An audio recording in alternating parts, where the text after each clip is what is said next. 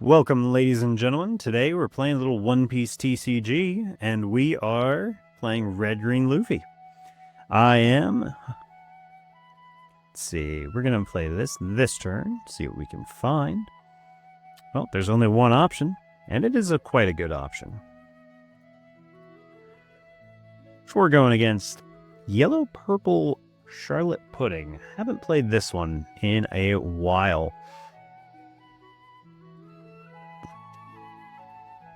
Let's see, put a rested on here, and we'll just attack in. Oh, nice one. Rest this character. Look at the top card of your opponent's deck. Ooh, gonna be peeking at my deck. You may return the top two cards of your life face up.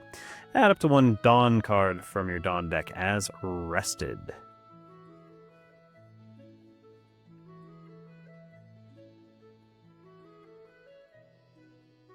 Wow, I've never seen that one before. That just straight up trashes life? That's pretty brutal. Oh.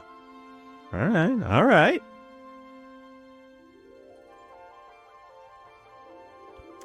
It's like we got a Big Mom and a Charlotte Brûlée. Neither of which have triggers, but it is going to be their big body plays. But there's not a lot we can do about that.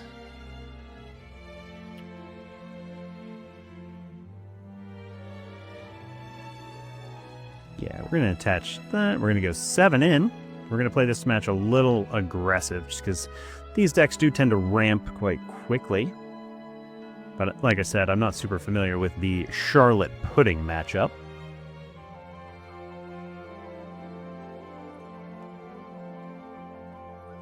We get a 2 and a 1 out of them. End of our turn, our Sanji's going to stand a Dawn back up.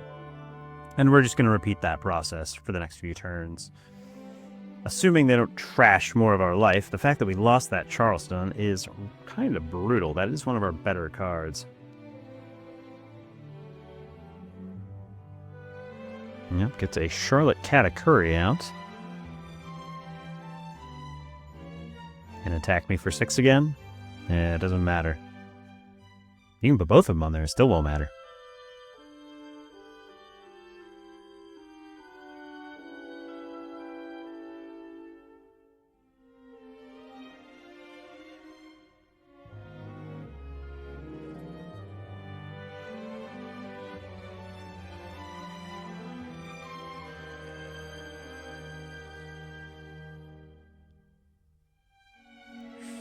Reveals and draws a 2K in Charlotte Amande.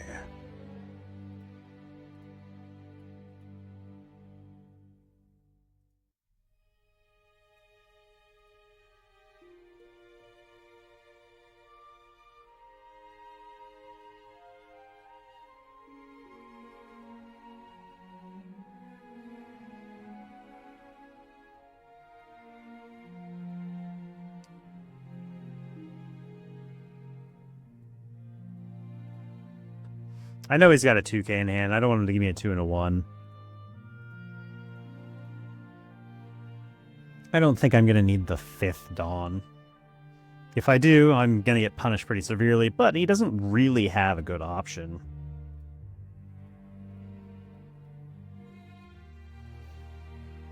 I don't want to lose this.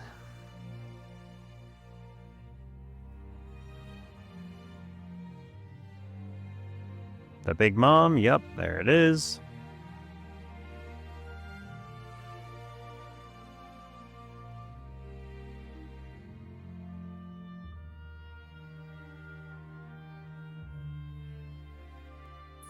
You know, he's got 3 attacks he can do on us. Do we spend 1 turn developing our blocker?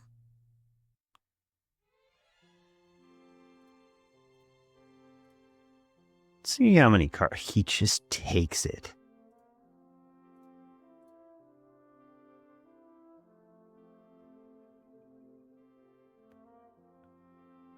Is there something I'm missing? He's got no Dawn up. Alright, I want to see what you know that I don't know. 2, 4, 6, 8. I suppose you could live.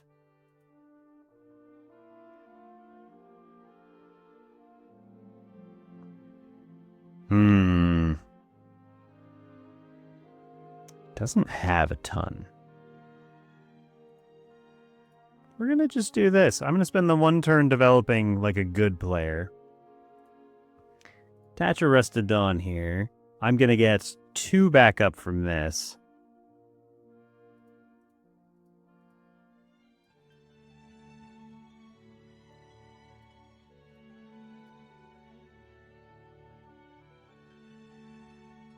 The difference is 4K.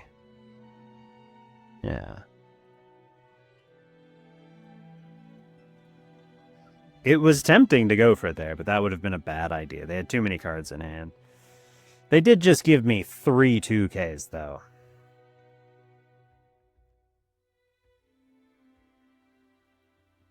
And the board presence they have is fairly minimal.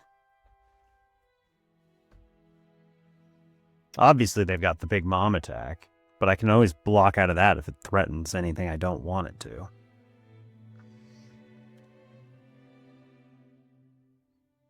They can't Zeus the blocker away, because they took all their life cards.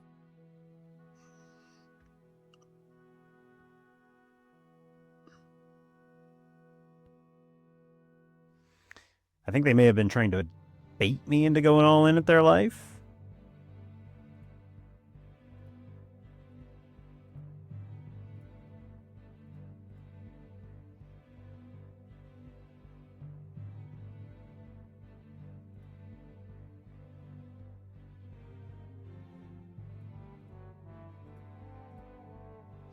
Give up our blocker.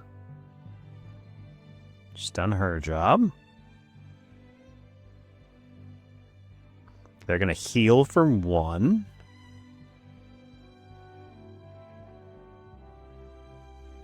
Ooh, they put my Sanji down.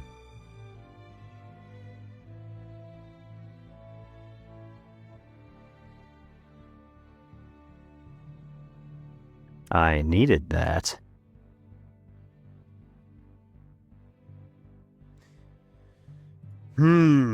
Well, now we have to go looking. Well, that can help. That'll help a lot. I think that might just kill you.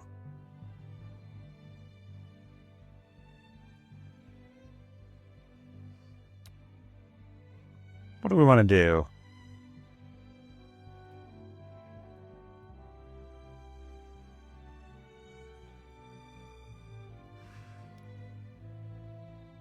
So if I go 4, I go 10k in, that's what? 2, 2, 2? I think they got 3 2ks left. They've been given 2ks up left and right. I don't think they do.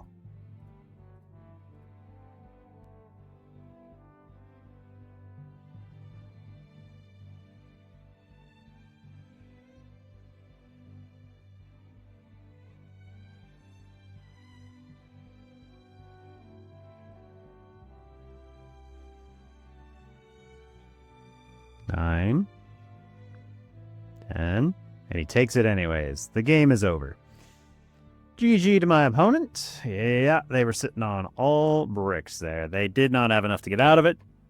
The follow-up was always going to be the Gum Gum Giant Pistol on the Sanji in order to get him out. If it came down to it, though, I do want to point out, I could have just put 1 on Sanji to make so they'd have 2 2Ks, and then I could have Gum Gum Giant Pistoled the Nami to make it a 9K attack. That way they would have had to have another 2-2-1, which they just didn't have. So if they were going to get out of that one, I was just going to go 1-2 punch like that in order to ensure our victory. GG and well played to my opponent. Let's pop over and take a quick look at the deck list.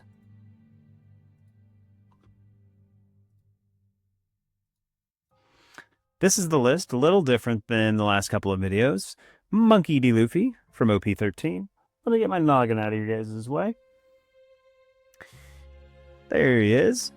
if I have 5 or less active Dawn cards on my field, I can rush any number of those Dawn cards, add up to one of your leader or Straw Hat 2-type characters, gains plus 2,000 power for each Dawn attached, each card rested by this effect. So that applies to all of our Straw Hat crews, which is the entire deck minus Bonnie and Tashigi, I believe. We've got 4 of the 1-cost Searcher Nami, 4 1-cost Searcher Garp, 2 of the Nami that gives 1 Rested Dawn card to a leader or one of our characters, 4 of the unblockable 2k counter Sanjis, really useful, 4 of the 3-cost Nami that puts 2 Rested Dawn cards underneath one of our characters. The reason that this card is the better option over this Nami is because almost all of our characters play for 2, and it just provides much better value long term. It is a little harder to play because you usually have to play it on the 7 or 8 Dawn turn, but once it's established, it's just infinite value. And if you don't have a 5 or 6 Dawn play that's perfect, like one of these Sanjis or one of these, this is always a good option just because it provides a lot more attack. We've got 2 of the green 1-cost Nami Searchers. We trimmed that down from 4 to 2 just so that we could fit in these rad beams. 4 of the 3-cost 2k Tashigis. If a green character would be removed from our field by an opponent's effect, we can rest this character instead. All of our characters are green. The only ones that aren't are our utility cards, like the Namis and the Garps. And the Sanji that's are unblockable. Nothing that we're trying to defend. We've got our 3-cost 1k counter Bonnie blockers that restand on attack. You guys saw how effective that was. Searchable by the Garp. 4 of these Zoro attackers restands 2 on play, and he sets himself as active at the end of every turn. 2 of the 4-cost 2k Zoros. Also searchable by Nami. It's always good to have those 2k searchable targets. And he's a blocker that comes up from time to time.